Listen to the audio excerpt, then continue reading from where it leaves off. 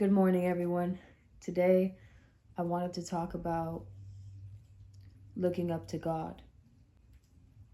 Now, I know that, we're living in a physical body and we're having a physical experience, but more oftentimes than not, actually, we forget that we're having spiritual beings having an earthly experience.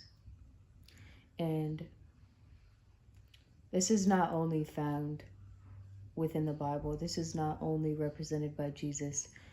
This is represented in through various religions, and I know that um, I know that in the Bible, many people are living according to God, but in reality, most of them haven't really seen God, but they've experienced God, and the only the closest we can get to God on earth is us experiencing him. And like I said earlier, we forget more oftentimes than not that that we are spiritual beings having an earthly experience. And this is because we get distracted of the things of the world. We get distracted with the things, with the physical worries of life. We get distracted maybe by making money or people or, ourself. Sometimes we can be in our own way. Sometimes we can be in God's way and of letting him do his thing.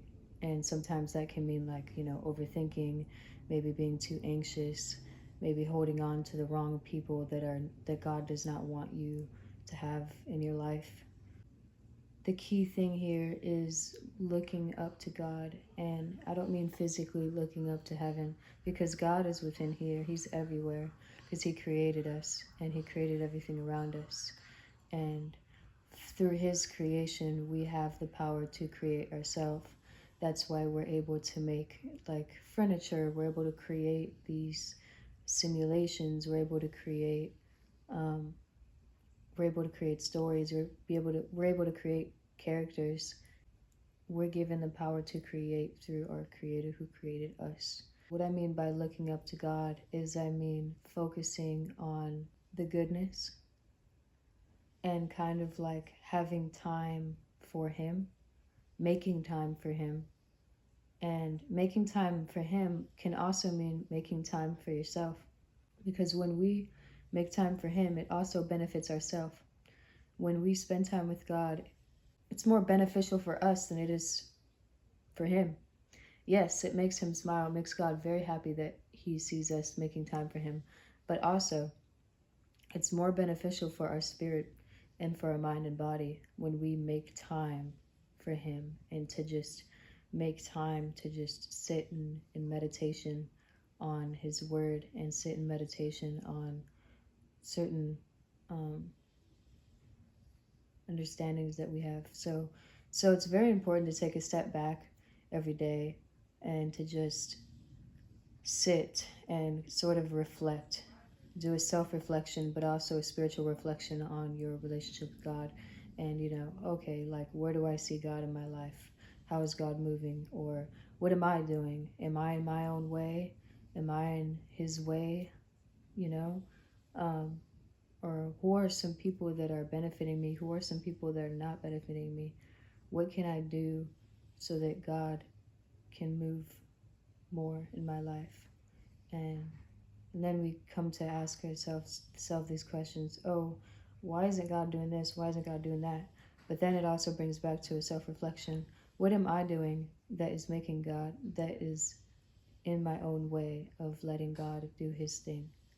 So, as well as us forgetting that we're having a spiritual experience on earth and that we are spiritual beings having an earthly experience, we also forget that we can be in our own way.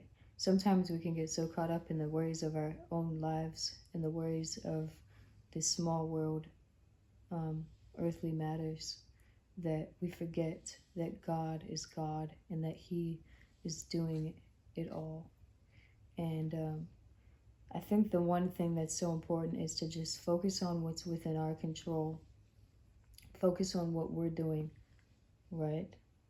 and let God do the rest.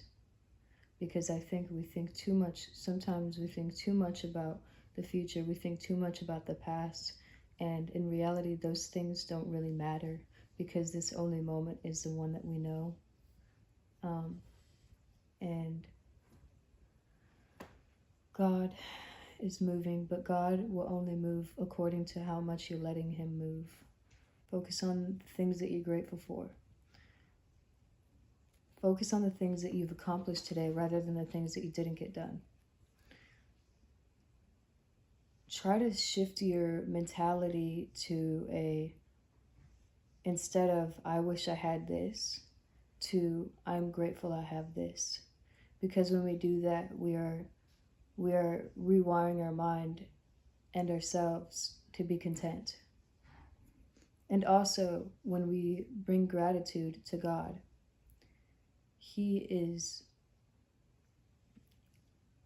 then able to provide us with more of what we need, because then we're able to handle what we have now. So gratitude is important. And also, obviously, reading His Word, that's important. But it's not just reading it like it's history book.